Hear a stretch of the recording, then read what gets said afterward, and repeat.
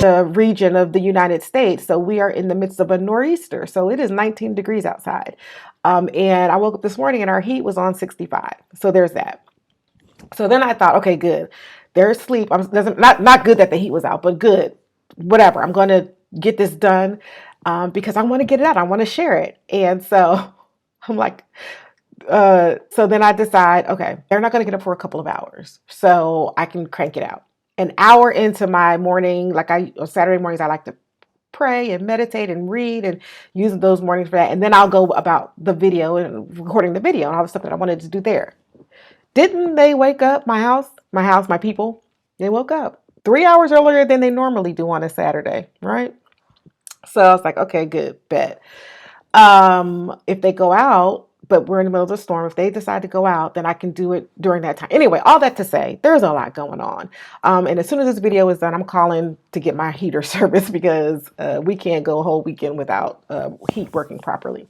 So anyway, stress. So we want to reduce cortisol. We want to ensure that we are in healthy spaces, in healthy places mentally. So you know the routine. I have notes. So I'm going to be looking into actually about these last couple of days. It reminded me of a metaphor, right? Of what we're dealing with this hair journey in that, you know, there's times when we have our plans, we have our regimen, we have all the things we want to do. We know we're going to go to this physician. We know this is going to work. And then it just doesn't work, or there's resistance, or there's a setback. And quite frankly, we know that's life and it's okay. You know, it's okay because we're going to get through this and we're going to keep plugging. And so we're going to be like this little plant here. I love this picture. It was used to be my screensaver, but this is what we're going to do throughout this journey, whether it's a small thing or a big thing. This is going to be us. Okay, so let's get started. In regards to these concepts, these ideas, you're going to be familiar with a lot of them. Many of you already are doing them, and kudos to you for that. But the idea is, if you are familiar with them, let's take them from the back and move them to the front. And then also, as you're listening and as you're watching, Maybe think about what is one thing you can do to incorporate into your regimen and help reduce the stress that you may be dealing with. And so it could be something that you hear here, or it might be something that you come up with on your own. But the whole idea is, let's think about how we can let's think about how we can reduce our stress levels.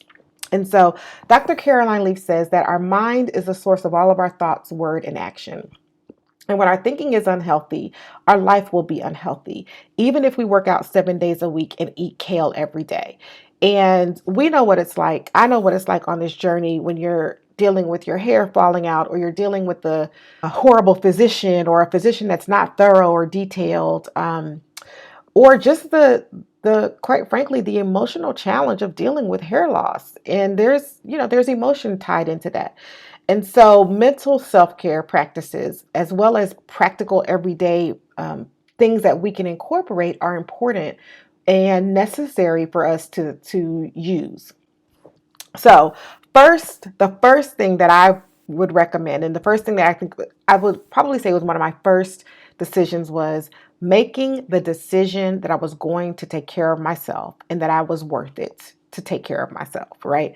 Make the decision that you're worth it, and make the decision that you're going to take care of yourself. So there's a lot going on. We may have parents, small children, adult children, work, school, pets, community service, volunteering, church. There's so many things that we have on our plates.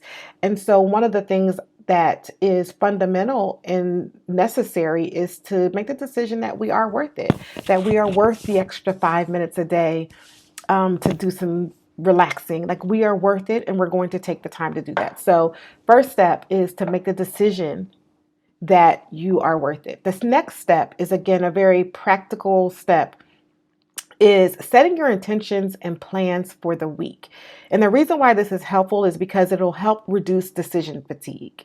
And decision fatigue is essentially the concept that after making many decisions throughout the day, by the time the day goes on, our ability to make wise decisions tend to decrease, which is might be why we start out really, really good in the morning when we have all these, ideas, and we eat well and we exercise. But then in the course of the day, we're making tons of decisions that are necessary most of the time.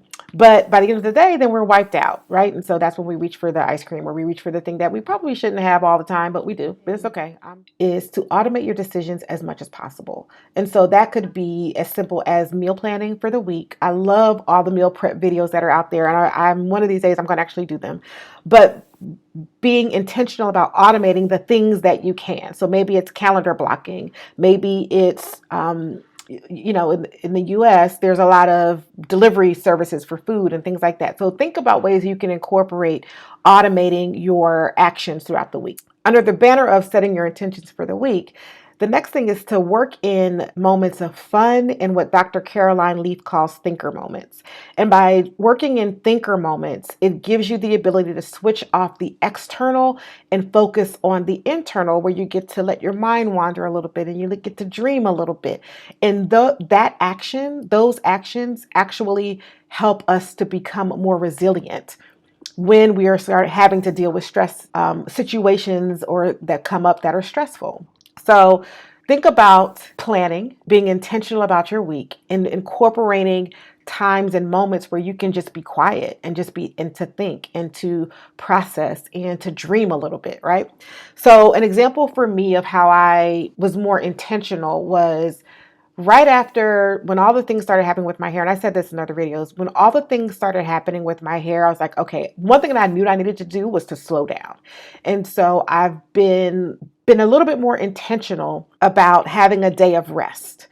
And so for me, that looks like on Sundays, I try to make those a day of rest. I don't know when it happened or how it happened, but over the course of years, Sunday ended up being, yes, I would go to church, but I'm also grocery shopping. I'm also running errands. So it just evolved into that I was doing the stuff that I do during the week, I was also doing on Sundays, even though I may have been going to church. And so I really thought that I needed to slow down. I need to pull back and not do so many things, and really use this as a day to rest and a day to rejuvenate. So yes, I do church or virtual church, and I like to create. And so that actually leads us to the next thing, is get creative.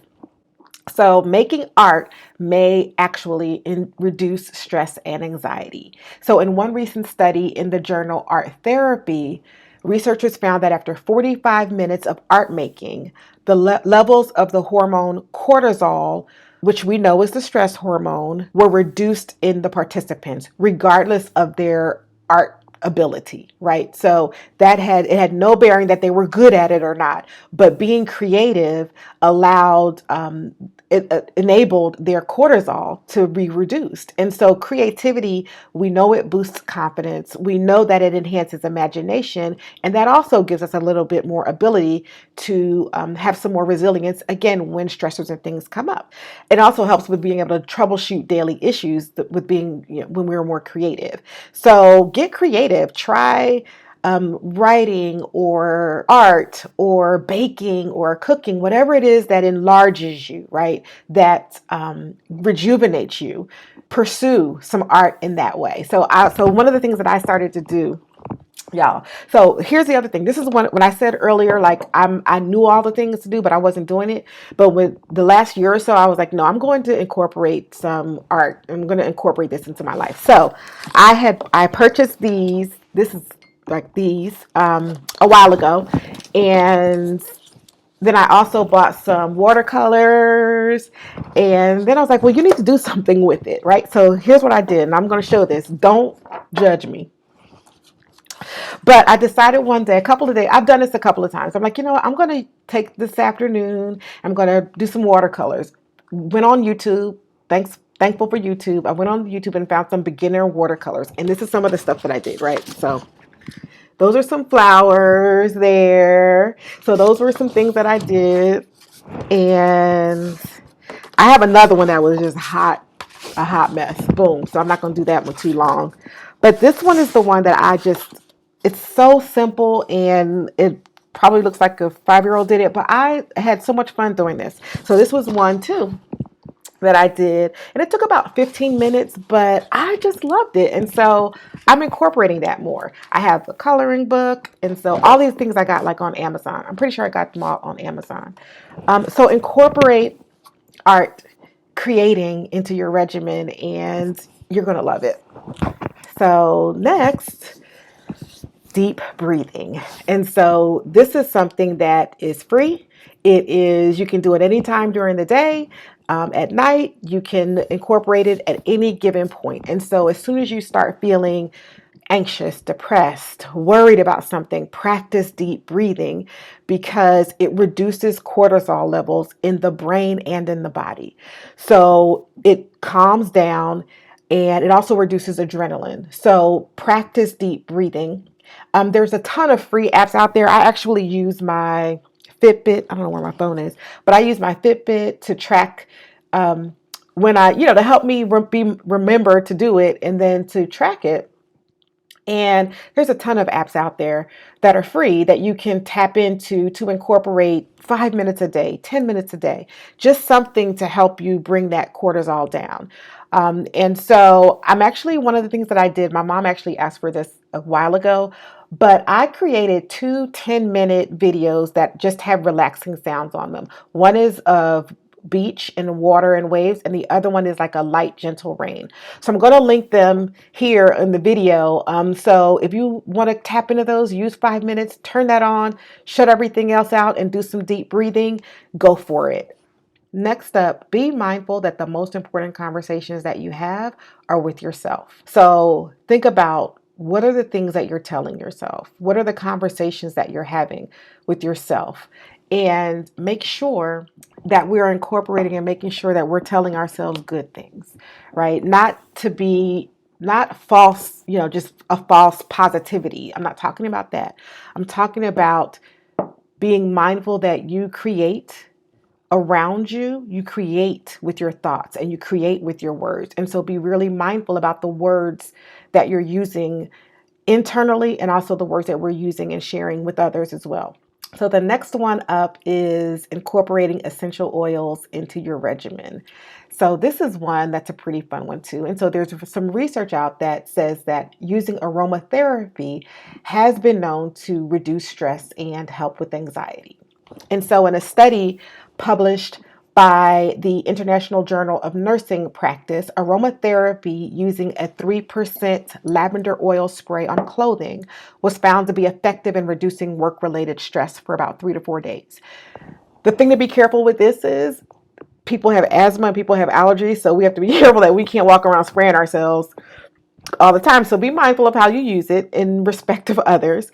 The other study that was really interesting was that for natural relief of anxiety, you can use lemongrass essential oil as well. And the research says that enhancing the scent of the oil or applying it to the skin sparingly, as long as you use a carrier oil, is thought to promote relaxation and reduce anxiety symptoms. One thing that's interesting is in the UK, they use aromatherapy inhaler devices to help cancer patients, to help with relaxation and nausea. So there is a lot. God has given us so many gifts that we can use to help us on this journey.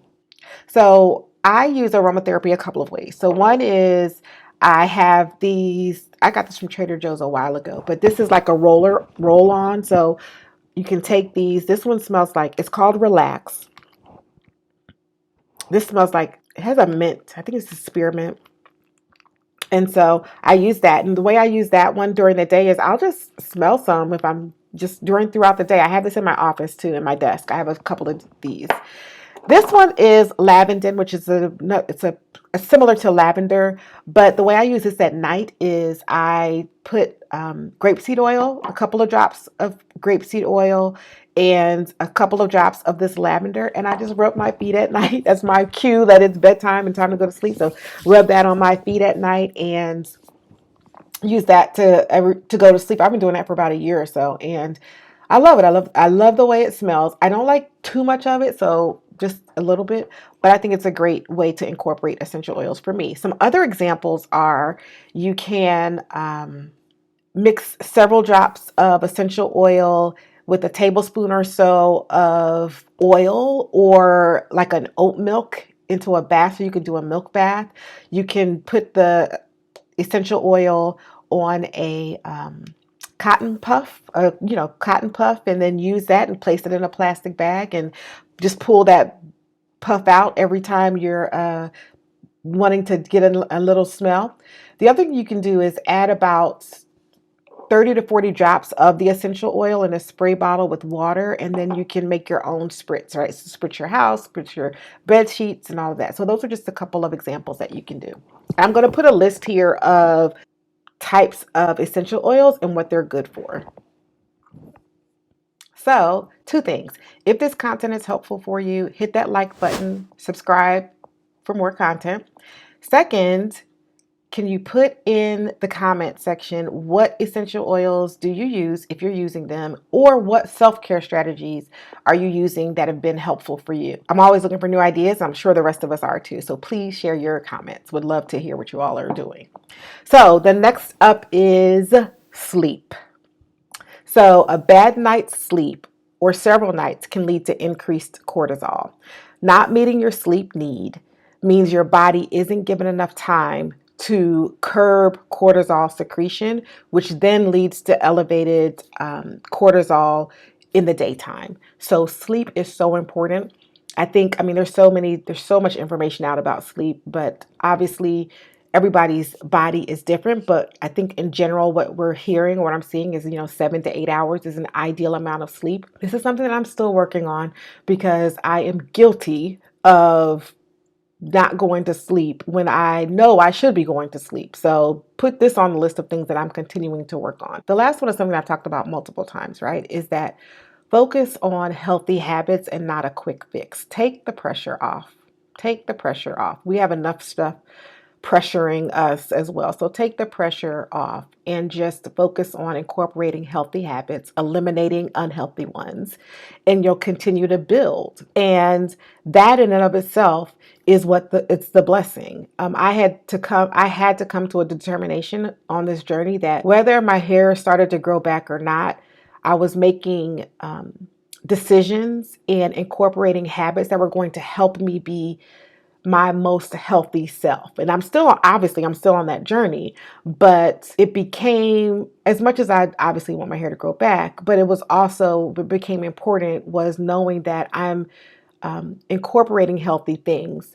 The hair is actually a manifestation of saying that some things need to be corrected. And so knowing that correction and healing can take time, then it takes some of the pressure off. So focusing on healthy habits, not quick fixes, is, I think, a way to help reduce the stress, particularly in this situation. So hope this content has been helpful. The next video that's coming up is going to focus on foods and cortisol, foods that can help reduce cortisol. So hit that like and subscribe button to make sure that you get that notification when that comes out, and I'll see you in the next video.